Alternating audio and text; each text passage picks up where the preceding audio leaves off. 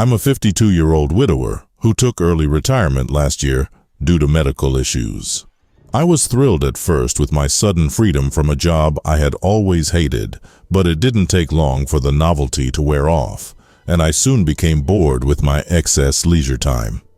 I didn't have much of a social life, no real friends, and my wife and I had been childless. I decided to take up a hobby to keep my mind occupied. Most guys my age will take up golfing, fishing, or whatever, but none of those things had ever had any appeal to me. Then I had a brainstorm. When I was 12, I had gone through a phase where I was obsessed with metal detecting. I couldn't tell you what got me started, probably something I saw on TV or some book I read about buried treasure. All I know is I decided I had to have a metal detector of my own. Finally, after much pestering, my parents broke down and bought me the cheapest model they could find at Radio Shack.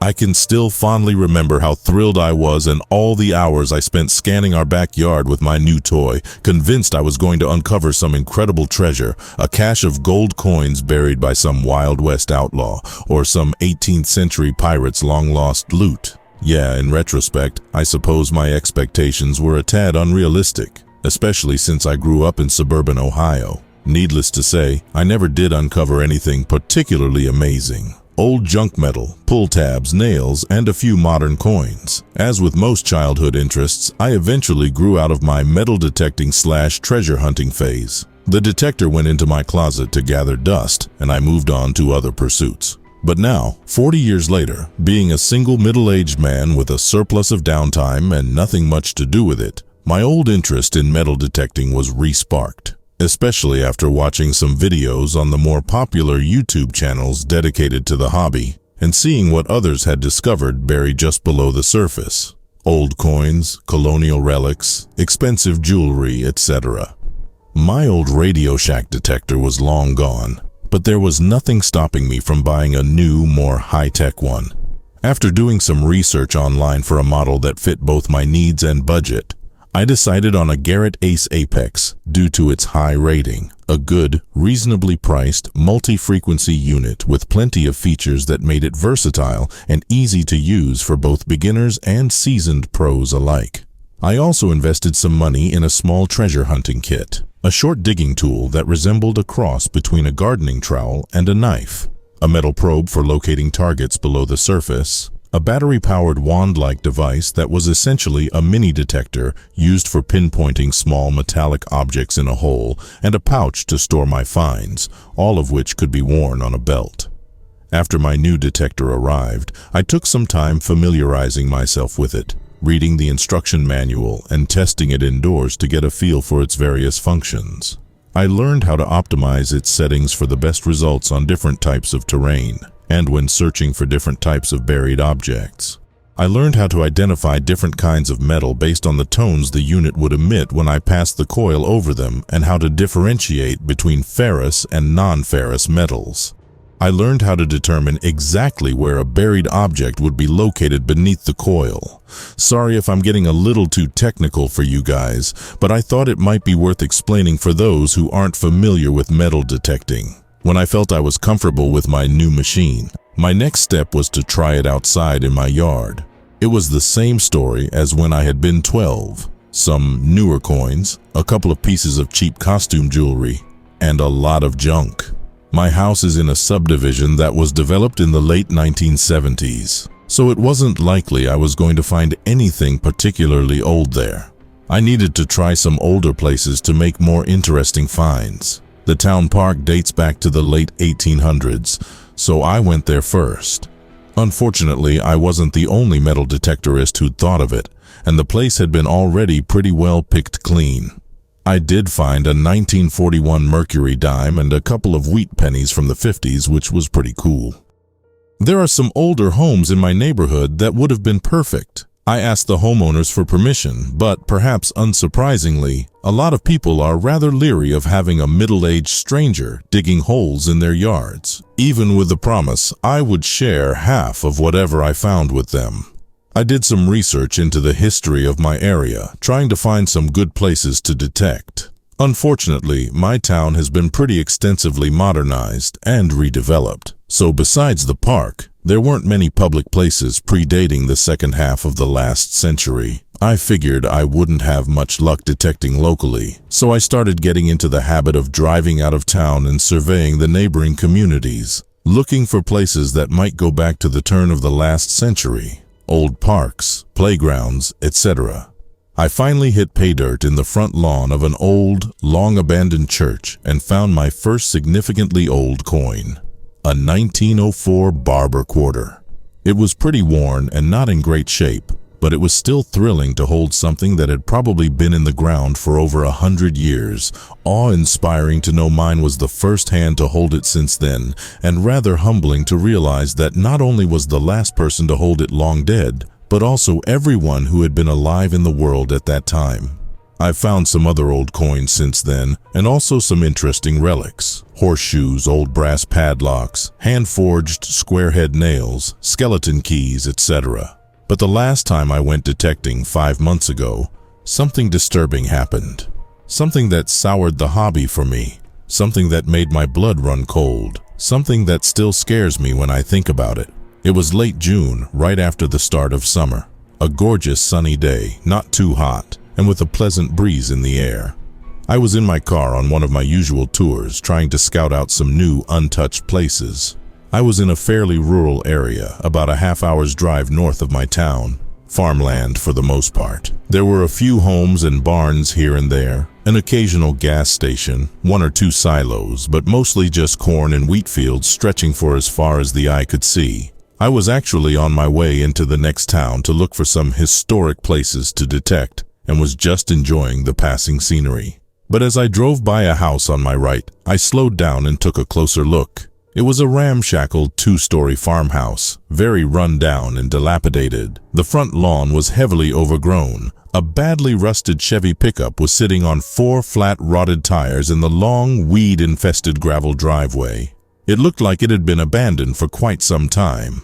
This gave me an idea. The house looked like it was at least 100 years old. If the place really was abandoned, this was an ideal opportunity to do some treasure hunting. No hassling with suspicious homeowners for permission. I was in the middle of nowhere, so there wouldn't be any nosy neighbors either. This place could be a gold mine for old coins and relics. I backed up, turned into the driveway, and pulled up right behind the pickup. I shut off the engine, got out, and went up the porch to knock and make sure there wasn't anyone living there.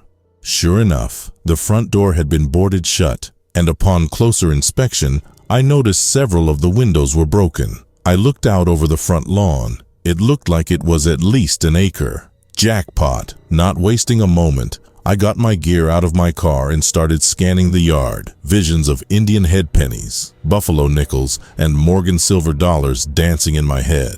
I got a mid-toned signal right away and got down on my knees with my digging tool, eagerly cutting a round plug out of the grass directly over where I'd heard the beep. After a minute or so, I held my prize up to the light, an old Budweiser bottle cap. But I wasn't discouraged.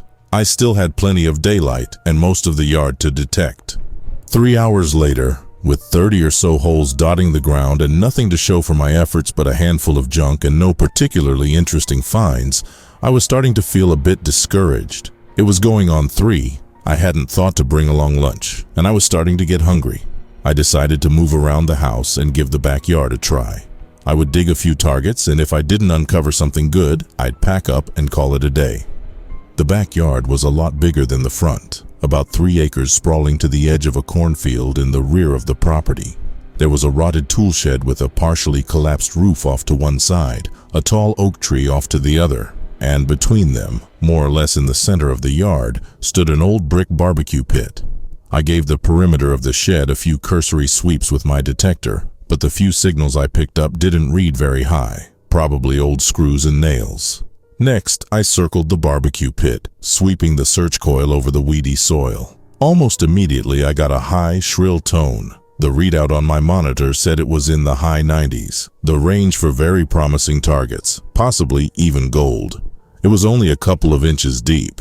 Excitedly, I dropped down to my knees, cut a plug out of the earth above the target, and turned it over.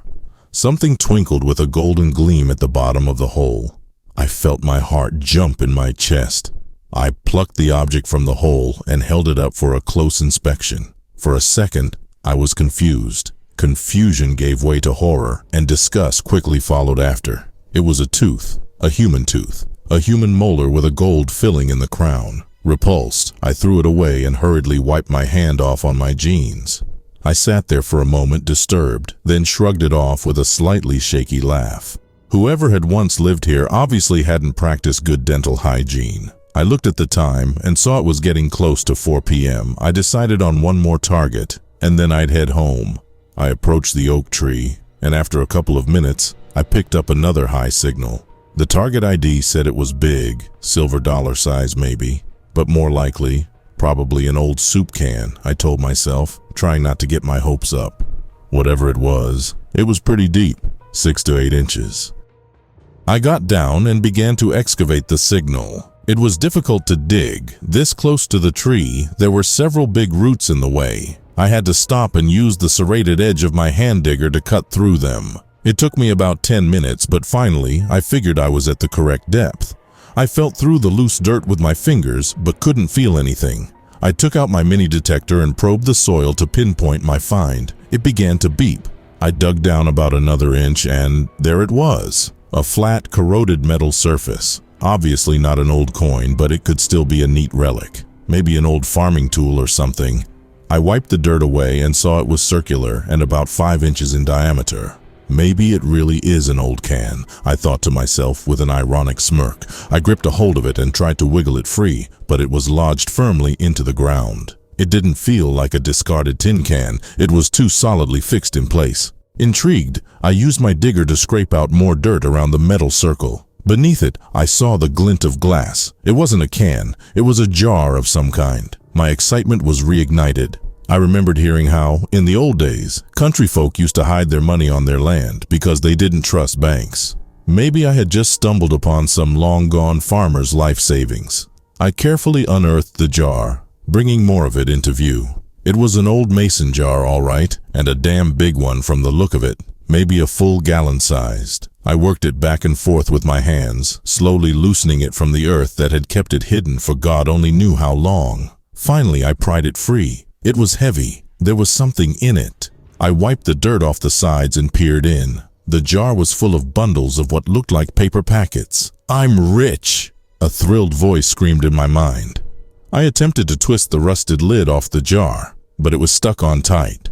I had to take out my pocket knife and use the blade tip to loosen the edge of the lid from the rim of the jar. Eventually, I got it off and peered eagerly into the jar, and once again, was crushed with bitter disappointment. Not wads of cash, but bundles of old photographs bound together with rubber bands. Dejected but still slightly intrigued, I took one out to examine it, wondering if I had found some kind of time capsule. There were about 30 pictures in the packet, old, faded black and white Kodaks. I sifted through them, at first only mildly curious. The first couple of pictures were of a suburban ranch-style house seen from a distance. There was a vintage early to mid-1960s car parked in the driveway. The pictures had been taken during the day. There were no people visible in the photos. I flipped through the next 3 or 4 pictures, furrowing my brow with puzzlement. They depicted the same house, only now at nighttime. All the windows were dark, and only the porch light was on. I flipped to the next one. I stared at it, beginning to feel slightly uneasy. It was a photograph of the front door of the same house, taken much closer than the previous ones. I turned it aside to the next picture. It was a shot of the interior of a house, presumably the same house from the earlier pictures. It was a view of a dark hallway, illuminated only by what I assume had been the camera's flash bulb. Feeling increasingly unsettled, I flipped it over to the next photo. It depicted a dark bedroom. 2 figures could be seen lying under blankets on a double bed. Feeling cold, with fingers that were beginning to tremble, I turned hesitantly to the next picture. It was the same bed, but a closer view. Close enough for the figures to be clearly distinguishable. A man and a woman who looked to be in their early 30s, both of them asleep. The unknown photographer must have been standing right beside them when the picture was taken. I flipped to the next picture. The same couple in bed. The picture had been taken at the same distance and angle as the one before it, but now the woman was awake, looking up with groggy confusion in the direction of the camera, her face illuminated by the flash. I should have stopped right then. I wish I had, but I didn't. As scared as I was, I also felt perversely compelled by morbid curiosity to keep going. I turned to the next picture. I emitted a sound I can't really describe, something that was somehow both a choked scream and yet also a gasp, a simultaneous expulsion inhalation of shocked, horrified air. A mutilated figure lay upon the rumpled, blood-stained bedsheets, so badly disfigured its sex was unidentifiable. Just a mass of mangled, dismembered flesh, bone, hair, and exposed organs glistening wetly in the camera flash. I don't recall consciously shuffling through the remaining pictures in the packet. My brain had gone numb with shock, and yet my hands must have continued to sort through them automatically because the remaining images are forever imprinted in my memory. A picture of a farmhouse I recognized as being the same one I was presently crouching behind, albeit less aged and decrepit. Pictures of some dingy, indistinct location that might have been a basement or a barn or a shack. A workbench cluttered with an untidy assortment of bladed instruments ranging from knives to saws to hatchets, all of them dirty and specked with rust. Or maybe bloodstains. Pictures of the woman from the bedroom, bound to a chair in the same location, nude, a gag in her mouth, her terrified face looking up at her unseen tormentor, pleading, fearful eyes moist with tears. Pictures of unspeakable torture and mayhem. Pictures of dismembered body parts hanging from hooks like butchered animals in a slaughterhouse. And then, at last, the final picture. A picture that by itself would have seemed perfectly innocuous and nondescript after the grisly carnage that preceded it. Slabs of anonymous meat roasting on a grill, a man's hands in the foreground tending to them with a pair of tongs. A cookout. I stared at it for what seemed like a long time, breathing unevenly, tears trickling down my cheeks. I looked at the large glass jar, with similar packets of photographs at the bottom. It looked like there were at least 24 more.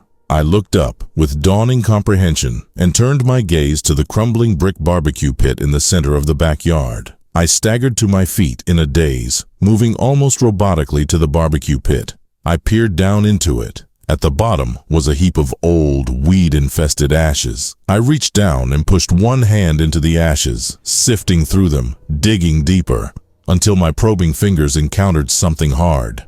I grasped the object and retrieved it from the pit, holding it up into the late afternoon sunlight. A charred human jawbone. I dropped it, then lost control of my heaving stomach. I fell to my knees and vomited. Then I just crouched there, weeping. Then I got out my phone and dialed 911. That was the last time I ever metal detected. The police came and did an investigation, and eventually, the FBI also got involved. Apparently, the farmhouse had been deserted for over 15 years, ever since its previous owner, an elderly farmer who had apparently been a loner and something of a recluse, had died of natural causes. He had been a Korean War veteran and had no criminal history. A lifelong bachelor who had, by all outward appearances, led a normal, peaceful existence. With no close living relatives, the property had been abandoned. A makeshift darkroom was found in the basement, since obviously it wouldn't have been possible for the photographs to be processed by a commercial developer. So far, authorities have been able to identify 8 local missing persons, the oldest dating back to 1966, using the pictures, and thus closed the books on 8 cold cases. But there are at least 20 more they have yet to solve. But that's not the worst part. You see, not all of the photographs in that jar were old black and whites. Some were Polaroids of the type that develop automatically, and the newest ones were color Kodaks, the kind you get in a disposable camera you can buy in a drugstore. The most recent case the police have solved was that of a teenage girl who disappeared just 10 years ago after the old man was already dead. The last picture in the single packet I looked through had clearly been taken by someone else. The man tending the barbecue had both hands in frame. Someone else was involved, someone who hasn't been identified, someone who is still out there.